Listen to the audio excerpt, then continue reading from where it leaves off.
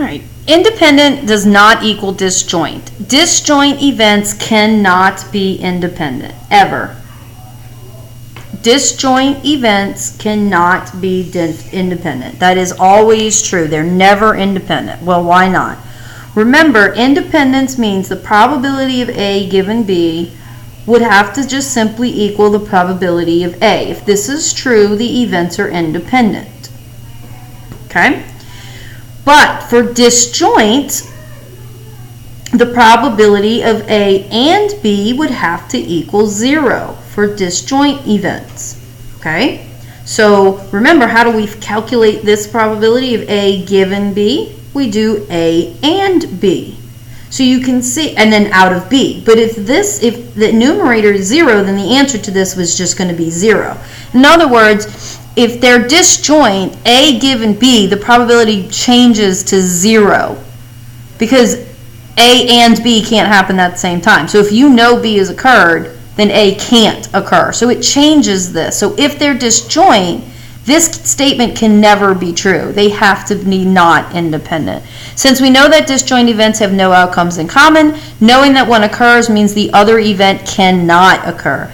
Thus, the probability of the second occurring changes based on our knowledge the first occurred. It went from some probability, some potential, to 0. Can't happen. It follows then that the two events are not independent. A common error is to treat disjoint events as if they were independent and apply the multiplication rule for independent events. Don't make that mistake. All right, tables and conditional probability. I've already done some tables with you throughout chapter 14. Sometimes it helps some people make tables. Some people don't do well with tables, so you just have to work with what works well for you. Try putting the following information into a table and a Venn diagram. I personally think the Venn diagram is easier, and I would prefer to do the Venn diagram first, and then that would help me build the table. So this is the exact same thing that I did in a previous video. 78% of drivers suspected of driving under the influence get breath tests. So I'm going to let this circle be breath test, and the whole circle would be 78%. 36 get blood, and 22 get both. So the 22 goes in the middle. 78 has to be this whole entire circle. So if I take the 22 out, I get 56. Together, that makes the whole 78. The blood circle needs to be completely 36. So if I take the 22 out, I get 14. If I add those three numbers together, and then just remember this, because this is also a catch. If you add these three numbers together and you get something bigger than 1, that means you've made a mistake, okay? So we're not quite to 1 yet, all right? That sometimes students mess this up, and that's a clue that you've made a mistake. All right, so since that adds up to 92, it leaves me with 8% left over, or 8% of drivers that are suspected of driving under the influence don't get either a breath or a blood test. They just kind of get let go, which you can see why that would be a low percent. All right, so now I can put that into a contingency table, and what you've got here is you've got breath or row, and then you've got blood test or no blood tests, and your columns. And then out here in the margins are all of your totals.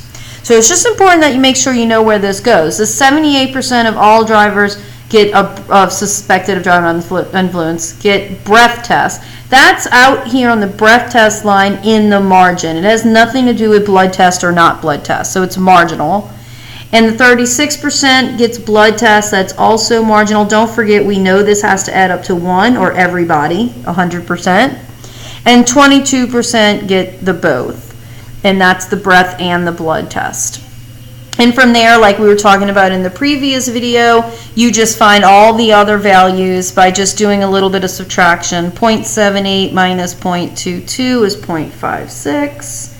And 0.36 minus 0.22 is 0.14. Those numbers are also in the Venn diagram. And then here I can go this way and I can go that way. 1 minus 0.36 is 0.64. 1 minus 0.78 is 0.22. And 0.64 minus 0.56 is 0.08, which that number is also in our Venn diagram. This just happens to be the same number as that. That's a coincidence. And so now the Venn diagram was a great visual, but the contingency table has a lot other numbers in it that were not in the Venn diagram. This number was in the Venn, this number's in the Venn, this number's in the Venn, and that number's in the Venn. Not that one, this one, excuse me. The Venn diagram basically contains the 4 numbers on the inside, but it doesn't have all these other numbers in the picture. So whatever you like better, I think they're both useful and can definitely help you out a lot with your problems. All right, are giving a DUI suspect a blood test and a breath test mutually exclusive? So if you don't know what those words mean, you need to think back to the beginning of chapter 13. Mutually exclusive and disjoint mean the same thing. My answer to that is no. The probability of breath test and blood test is 0.22. So there's a 22% chance of having both. Disjoint means you can't get both.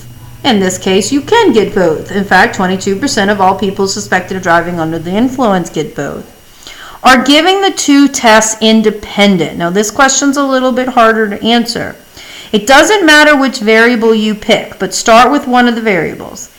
Is the probability of getting a breath test equal to the probability of getting a breath test knowing you already had a blood test? Are they the same? Are they equal? Hopefully you're kind of already realizing that they're not going to be equal, okay? But let's go ahead and check it out. Probability of giving a breath test, we already know that. That's 78%. Now, this one we're going to need to do a little bit more work for. What's the probability of getting a breath test knowing you had a blood test? Remember, when we do the conditional, you zoom in on that group. It's now conditional, not marginal. So what's the probability of getting a breath test knowing you've already had a blood test? So it's got to be out of just the blood people. So now, just out of these people, how much of them or what portion of them got breath tests? And that's the 0.22, breath out of blood. So if I go to my calculator and I do 0.22 divided by 0.36, I get 61%. So the question is, does 0.78 equal 0.61? The answer to that is no. So the events are not independent. Or they're associated, in other words. So if you wanted to write a little bit more, you could say, knowing you already had a blood test, you're less likely to get a breath test. Why are they going to give you a breath test if you've already had a blood test? So the blood, knowing you had one event, changes the likelihood of the other. People who've had blood tests are less likely to have a breath test than all people alone. You could have done this the other way. You could have done the probability of blood test equal the probability of blood test knowing breath. You'd get different numbers, but you'd get the same outcome.